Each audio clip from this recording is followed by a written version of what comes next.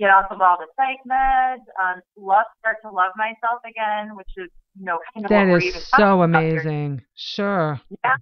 Yeah. It was the first time that someone encouraged me to really love myself and look at why I didn't in Hmm.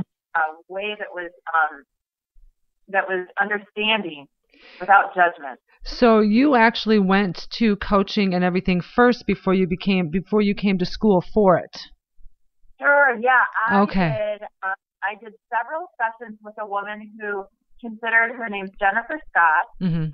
and she considered herself a life coach, a spiritual and clinical life coach and Okay. hypnotherapist. And so she got me so intrigued, and it was so powerful that I enrolled at the school that I now teach at. Isn't that awesome? That's an awesome story, Natalie. That is so cool. And that's why I really wanted you to be on the show, because I know your story, and I'm excited about your story, because all of us there do have a story, and I think this is just such a great success story. I'm so proud of you. You've worked so hard Yeah. for this, and it shows too. It really does.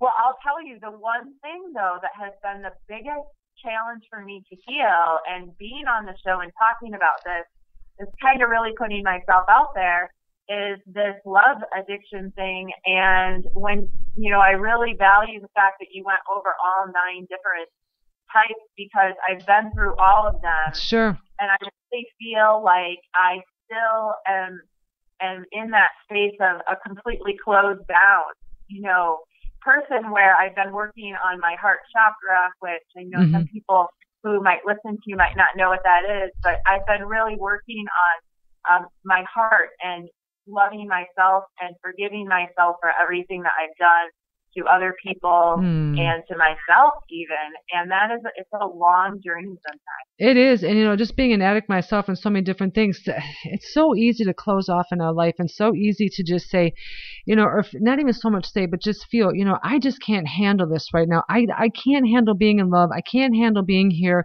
It's too painful. It's too this. And we close off to ourselves. So for you, now for you personally, can you tell us about your love addiction story, how it started for you and what happened? Well, when I look back, I started to have unhealthy relationships with men in college, which makes sense because I was unhealthy. And so one thing that I always work with my clients on is getting to the place where they understand that you're going to bring in partners and people into your life that are a reflection of you. Absolutely. And so you can begin to look at those people and see yourself. And I was very toxic in my 20s, so I invited very toxic people into my life unknowingly, and but what happened for me is I was in a relationship with somebody when I was 26, and he was younger than me. But it was like you said, where it was that whirlwind romance, that high that you get, the love that you feel.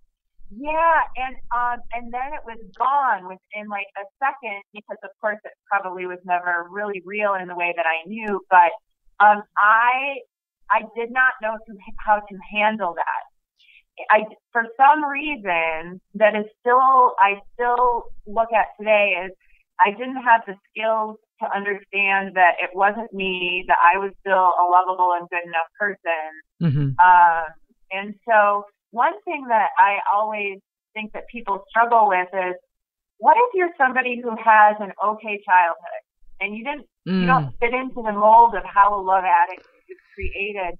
What about that, right? Well, I think for myself, what I've come to realize, even through saying yes to being on this show, is that there was something within me that didn't love myself. Absolutely. From early on, or that felt not lovable, and that's what that hypnotherapy can really help with. It's like, what is that? It is. And how did that happen? Yeah. And Yeah. we hear that a lot from people. There's almost like a guilt thing because, I grew up being addicted to, anything and everything, my whole life. And so often we run into people that say, hey, you know what? I had a perfect childhood. I had great parents. I had this. I had that. How come I have these addiction issues? Well, we have to go back. For some people that may believe we may have to go back to a past life, but Right. we're willing Yes. to, we're willing to go back into the childhood, even in the most perfect homes. Something occurred, something was said, something happened that the subconscious latched onto, and even though Sure. that everything may have appeared perfect at that particular time, something may not have been, and that triggered it. Yeah. And the really, really beautiful thing about the work that we do, that you and Leaf do, it just made my heart sing when you guys told me about what you were putting together with your practice and the plans you had. Thank you. Because you're total bliss chasers for sure. And that's awesome. I love people like that. And what I want people to understand is that you can have severe trauma in your life. You can have severe addictions like these love addictions. And this work is the fastest, most beautiful, most healing way to break free. It makes, I get to witness miracles every day, and it's amazing to me. And I know that I heard you say this, Kristen, earlier, and I know I thought this to myself when I was reading that journal. My heart went out to the man that I was obsessed with. And I thought to myself, if he hasn't found this work, he's in pain right now. Oh, for sure. I know the guy that the guy I was dating, he had his own hangups. He had this, he had that, but I did too, but yeah. I caused some problems there for his family and things, and I feel bad about that today. I do, and again, it's part of that healing. We go back to the people that we hurt, and we have to look at things for what they are and release that. So I wanted to ask you too. Now, when dealing, from what we talked about earlier, you're just really coming to recognize this love addiction and really beginning to see this. What steps, do you have anything in place or in mind, or better yet, how do you address love addiction in your practice with people? Well, yeah, I know that I usually am looking for the source of something. Okay. So I try to help people understand that when they're looking for a pattern around an addiction, that they want to ask themselves these 3 questions.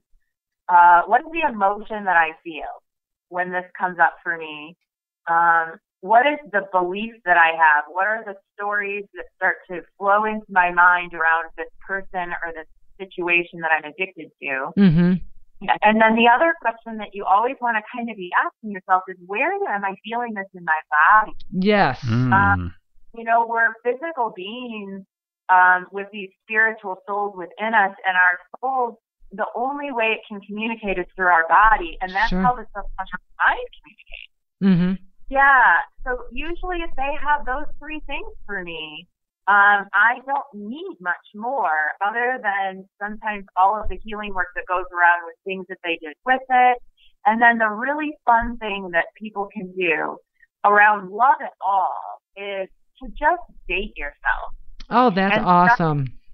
Really start to treat yourself the way that you want this person to treat you. And then, you can start to ask yourself, if you've always been attracting these unhealthy people in, what are the top 5 to 10 qualities that I would really like in a partner that I'm seeking? And if you don't have those within you, you need to get them. Ooh, that is cool. Yeah. Bring that person in. Yeah. And so it's a journey of, well, who do I want to attract into my life? Yeah. I need to become that person first. And then the match for me will show up fully and completely. But, the dating yourself can be so much fun because you're like, well, what would my dinner look like if I was making this dinner for this person that I love? And that's nice. Yeah. How would I keep my bedroom if I was inviting somebody over who I love to share my bed with me tonight? Sure. And and so you start the self-care changes, all sorts of stuff can shift. Well, you always look fabulous when you come to school. You're always very well put together. You're very stylish, very professional, very put together. I'm dating myself. Well, that's it, and how long did it take? And let's just talk about this for a second, because there's a lot of people going through this. I know myself, when I quit drinking, I was already in a relationship with Leaf, and when I really started going through this process of healing myself, I mean, I'm healing 40 years of stuff here.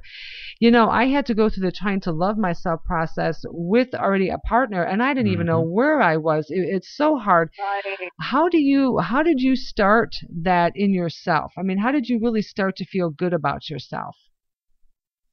Well, I know one thing that I think I impress upon people is you have to get the toxicity out of you. Okay.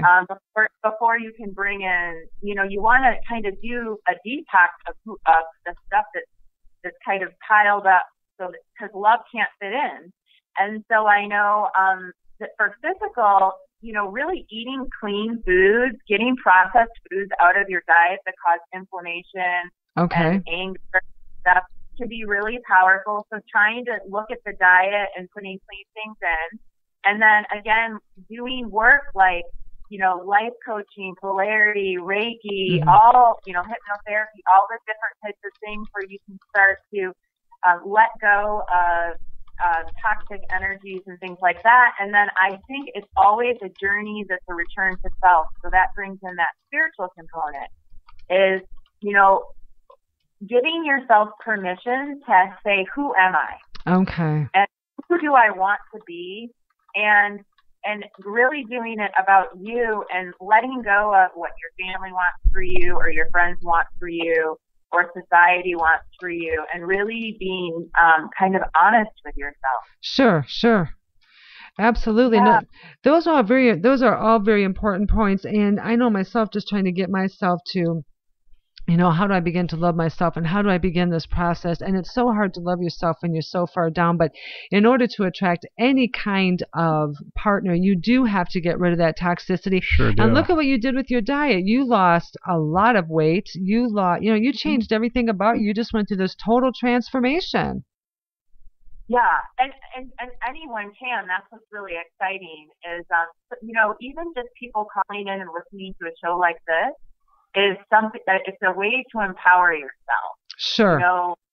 It's a way to gain information for yourself so that you can start to make changes in your life. And the thing that I think that we kind of got away from is it's okay to change. It's okay to admit you were wrong, and you're not a bad person if you admit that some behaviors you did were wrong. And it can be really, really fun to heal yourself. Oh, it can. Fun. Absolutely. I walked around so long full of guilt and shame in myself. Right. And, I don't feel guilt and shame anymore. I feel remorse for the things that I've did. I've been able to make amends for the things I did, but I don't let it own me anymore. I don't let it own me. So I just wanted to ask if there's anyone that wanted to call in and ask Natalie a question. We're going to be getting ready to take calls. I do have did you have someone? I was going to give a phone number out just in case go ahead, if anybody missed that earlier. Our number is 480-409-0773. If you want to give a shout, we're hitting a point where we'd love to hear from you. I see a few people in the chat room.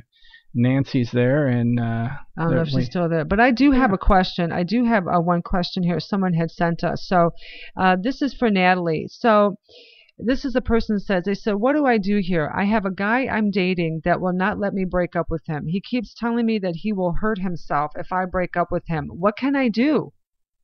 Yeah, wow. I was that person once. I literally remember threatening suicide one time if somebody was going to break up with me. Okay. Well, one of the things that you always want to be aware of and remember, and this is really hard for somebody who maybe isn't in our community, Lisa and Kristen, where you're kind of thinking from the whole perspective, but that's part of that person's journey. And so what you want to start to do when you're in a situation like that, where someone's addiction is harming you or a relationship is toxic, is you really have to look at yourself again, and it's about, do you love yourself enough to accept that into your space? Okay. And you can just say to that person, I'm sorry, but right now this is not working for me, and I can't be responsible for your behavior. And then, you know, hopefully you have somebody who's a mother or father or friend that you can kind of call and let them know. But one of the things that I would say if she came into my office is let's work on you just understanding that it's okay for you to walk away and not take responsibility for his action. No, that's kind of crazy, because I had been involved in a relationship like that where